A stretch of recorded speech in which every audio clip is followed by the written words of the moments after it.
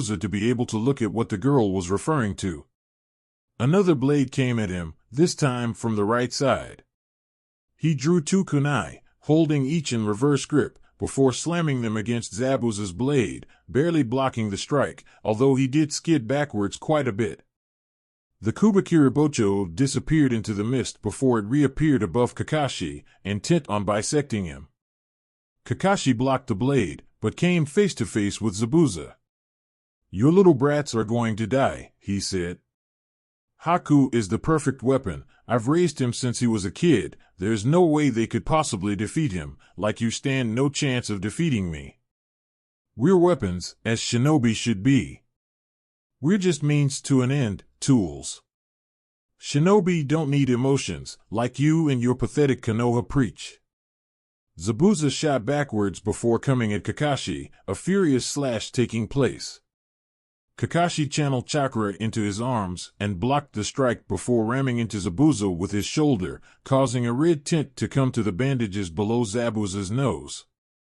Even shinobi can't live without emotions. A man like you should know this more than anyone, Zabuza. Zabuza growled. So he knew. Flashback. A shadowy figure dodged another kunai before slashing them down with their blade. They frowned before jumping, avoiding the hands that popped out of the ground before crushing their head. There he is, get him, shouted three shadowy figures, all running towards him with swords drawn. The figure narrowed its eyes before sprinting away, channeling chakra into its legs. Wait, stop. You are under arrest for going against the Sandai Mizukage, treason. The figure glared at the people chasing it over its back. He's bloody mad. He doesn't understand that Kekkai Genkai aren't a disease. The figure sped through hand seals, moving so fast that the hands looked like they had been behind him before they just materialized in the hair seal. Suiton, Suryuden no Jutsu, water release, water dragon bullet technique. Flashback. Kakashi took the moment Zabuza used to recollect his past to glance at his students. He frowned. It was hard to see through the mist, but from the look of things the Haku kid had a Kekkai Genkai involving ice, and Naruto and Sasuke were stuck. Even with Sasuke's dojutsu, without Naruto coming up with some brilliant plan, they were going to die. Did I mention Haku also had a Kekkai Genkai? I didn't. His Kekkai Genkai is so strong that even I can't break it, using all the strength I could muster. Those brats are dead, Kakashi, Zabuza said with a smirk. Kakashi growled. I'll have to finish this quickly then. With that the two Jonin charged again. Why do you not die already? Haku asked as he threw another volley at them. The Senbon seemed to come from all directions, and as such Naruto and Sasuke were hit from all directions. They had long since given up on trying to deflect the Senbon and were focusing more on protecting vital areas and finding Haku. Do you find your pain entrancing? Haku said as he appeared next to Sasuke, a Senbon prepared to stab his neck. However, because he had left the ice his speed had slowed and Naruto was able to react in time, hurling a kunai at Haku. Haku dodged the kunai by jumping, but his eyes widened, not that you could see it, when Naruto appeared, a kunai to his neck. Naruto was preparing to slash, but hesitated for a brief moment. Haku took advantage of this and span in midair, kicking the side of Naruto's face before switching his momentum, kicking Naruto in the other side of his face. Naruto flew to the side, smashing against one of the ice mirrors. Naruto, Sasuke called as he drove off Haku. Naruto groaned and stood, limping over to Sasuke. Sasuke growled at his friend, hissing out "Why did you hesitate?" Naruto frowned at Sasuke before looking at Haku, who was waiting patiently for them. I don't know. Naruto stared at Haku, who stared right back. You hesitated to kill me, Haku mumbled. And you didn't attack us while we were talking, Naruto responded. It seems that meeting has made both of us not wanting to kill the other, Haku said before he disappeared. Naruto frowned, looking around before he was sent flying, a punch landing in his face. Sasuke's eyes widened before he charged Haku, only to miss and be kicked into the air. Sasuke growled and looked down, his eyes flashing red for a brief moment. Naruto stood and flew through hand signs, stopping on hair. Suiton, Tepidama. Instead of the high-pressured bullet of water coming from Naruto's mouth, it came from a puddle close to him before it was flung at Haku. Haku stared at the bullet before ducking, however she came face to face with a smirking Uchiha. Haku jumped backwards, into the ice before the Uchiha could do anything. Sasuke's eyes widened. I can't believe I didn't notice this before, he said, flowing through hand signs before ending on the tiger seal. Katan, Gokaku no Jutsu. Sasuke's exhaled the massive ball of fire onto the ice mirror Haku was on, but as the steam dissipated it showed the mirror looking perfectly fine with only minor burns. What? Sasuke mumbled under his breath. Your pathetic excuse for Katan Jutsu cannot defeat me. Give up now, Haku said as he drew 3 senbon per hand, holding them between her pointer, middle, and ring fingers, along with his pinky. Sasuke growled. Focus. Stay calm. Focus. Concentrate, see everything. Even as multiple Hakus appeared on the mirrors, Sasuke stayed focused on one of them, the one right in front of them. Haku threw the senbon, but Sasuke dodged them, weaving through the hail before grabbing Naruto and helping his friend escape. Naruto smirked. Nice job, team. HN. Sasuke responded with before strapping an explosive tag to a kunai. He tossed it at the mirror before flowing through hand signs.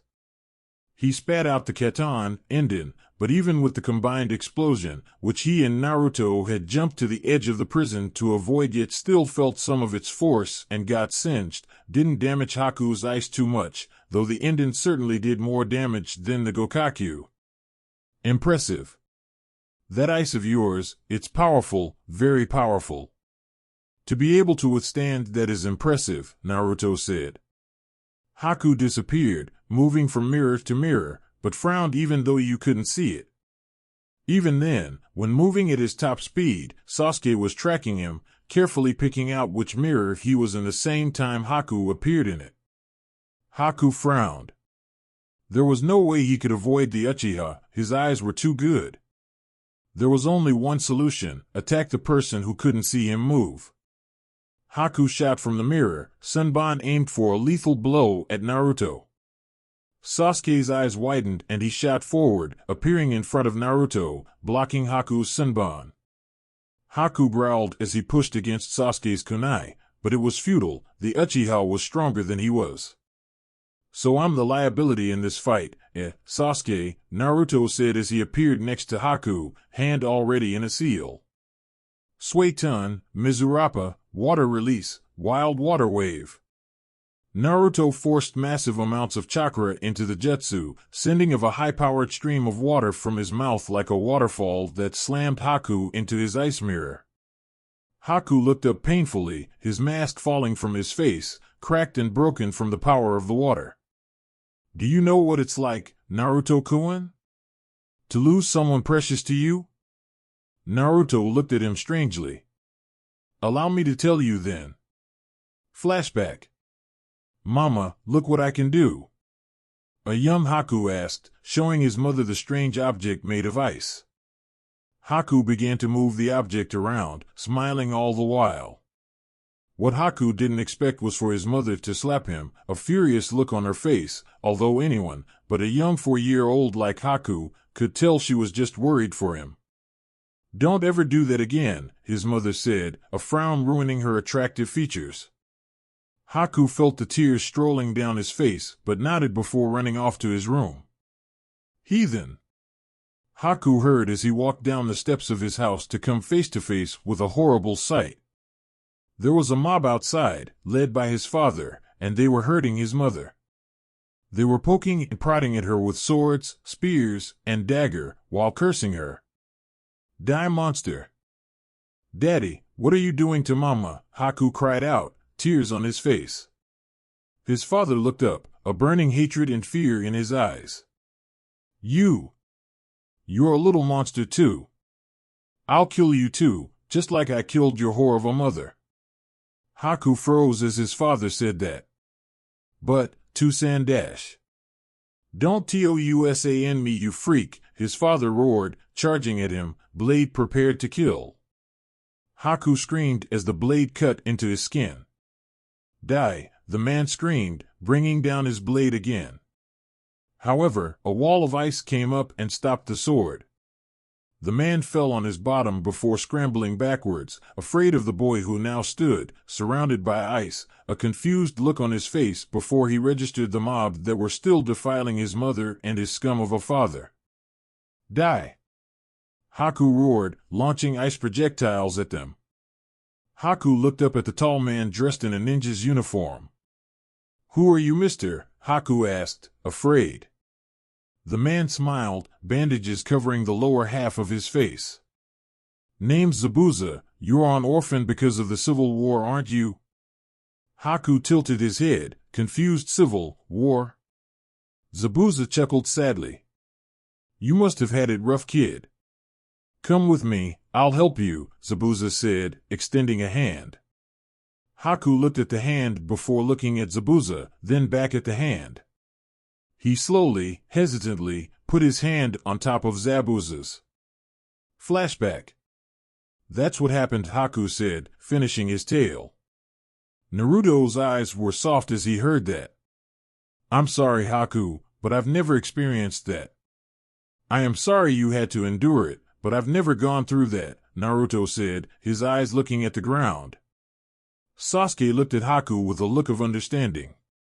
He knew what the pain of loss was. So you don't know the pain, yet you have precious people, Haku said. Naruto looked up at Haku. Yeah, but why does that matter?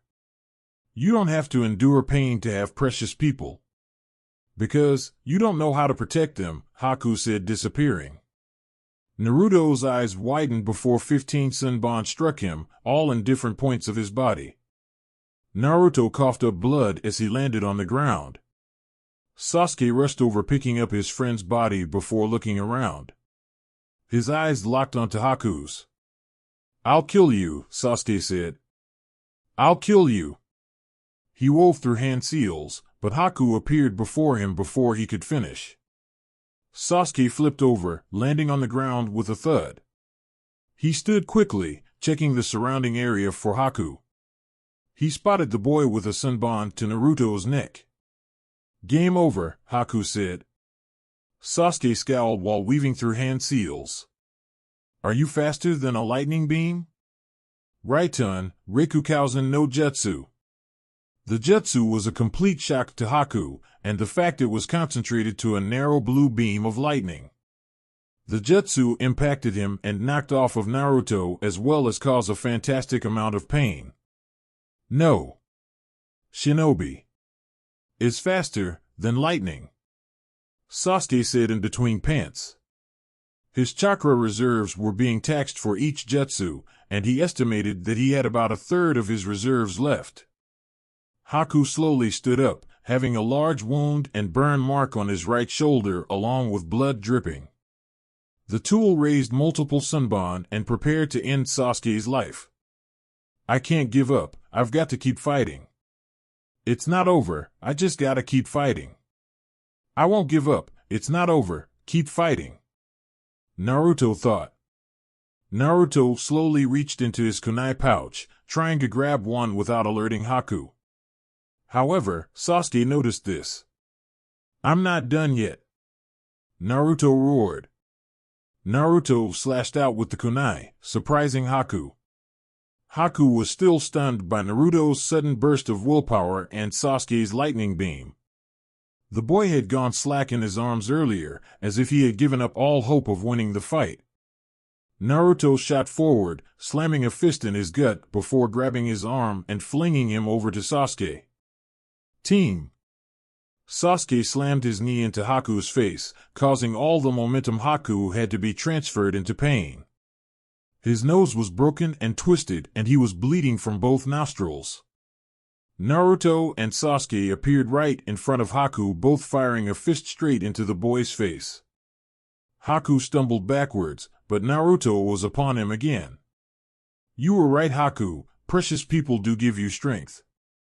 Naruto slammed another punch in, and another before he fought like a madman, slamming fists into the boy's body without any care in the world. So I can't die.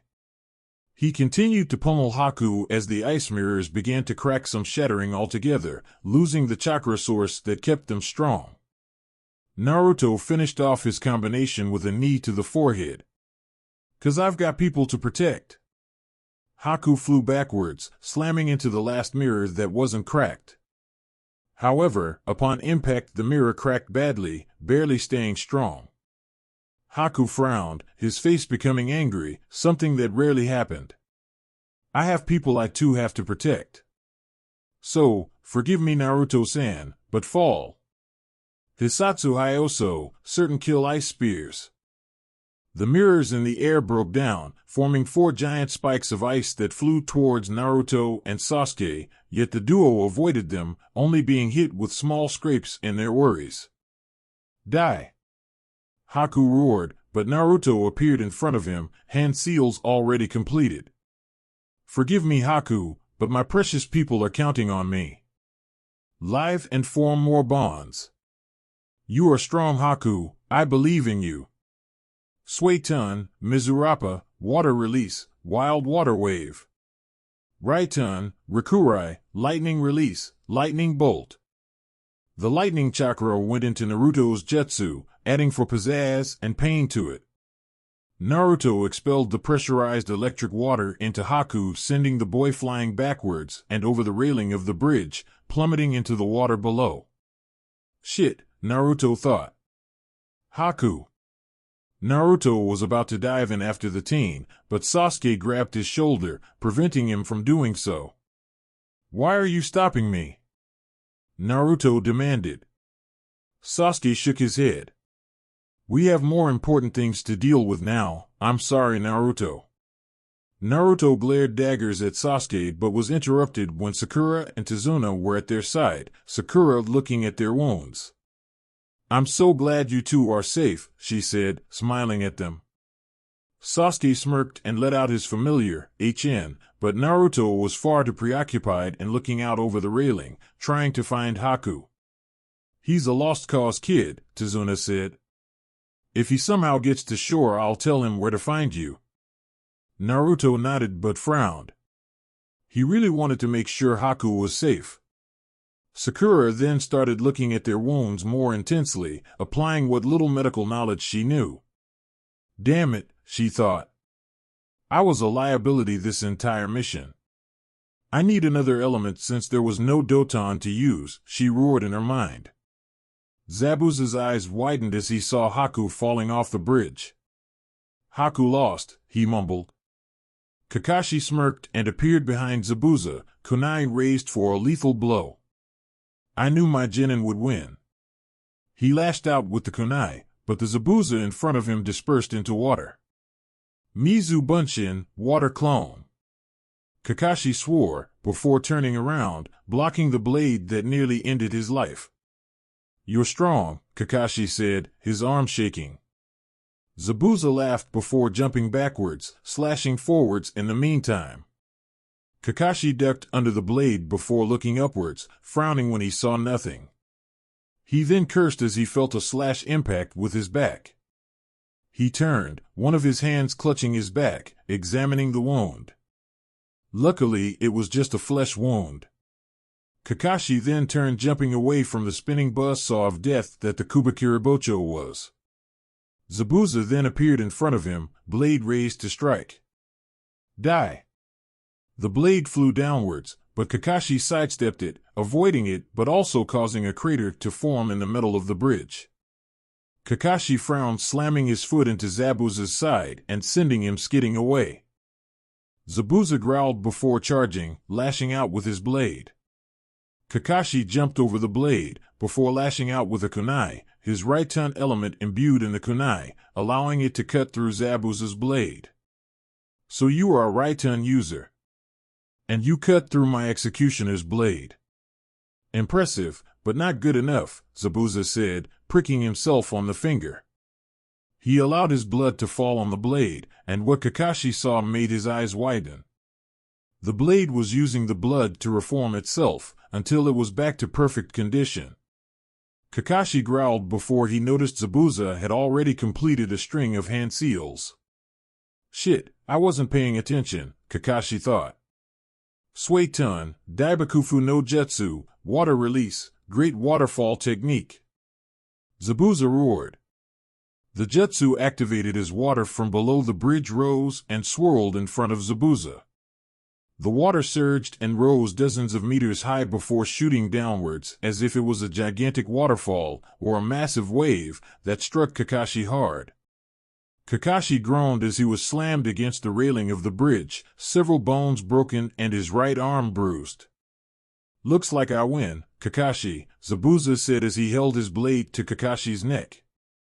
Die. Zabuza swung the blade, cleaving through Kakashi's head and sending water all over the bridge. What? Zabuza roared before he coughed up blood, a hand emerging from his back. Raikiri, lightning cutter.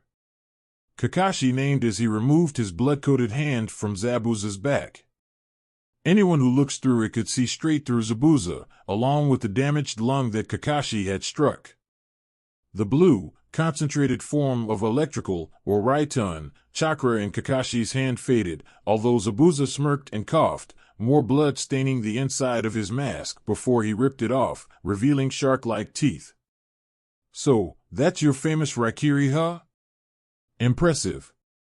Zabuza said as he fell to his knees. Yeah, one of my ace in the hole, Kakashi said, looking at Zabuza. Zabuza smirked. Well, looks like I lose. If you ever see Haku again, can you do me a favor, Zabuza said, a sad look appearing in his eyes. Tell him I said, happy birthday. With that Zabuza Momochi, the demon of the hidden mist, fell dead. Even a man like you couldn't completely cast off your feelings. I'll do it, Zabuza, Kakashi thought, before looking over at his team much easier as the mist was clearing, as Zabuza was dead. He walked over to them, a smile, not that you could see it, on his face. Good job, we won, Kakashi said. You beat that guy Kakashi-sensei, Sakura asked, her eyes wide. Yup. He's gone. I saw you defeated his friend. Yeah, Naruto mumbled, although anyone could see he was sad. Naruto, he's not dead, Sasuke said. He wouldn't die from something like that. Naruto nodded, eyes lighting up. Yeah, you're right. Thank you, Tazuna said. The four looked at him. For protecting me like this. You didn't have to. Kakashi gave his classic eye smile, while Sasuke gave his classic HN. Sakura smiled and nodded. No problem, Gigi, Naruto said. Well, isn't this cute? Called a voice. That is the end of the video. Comment ramen if you got this far and remember to subscribe to the channel. Bye guys.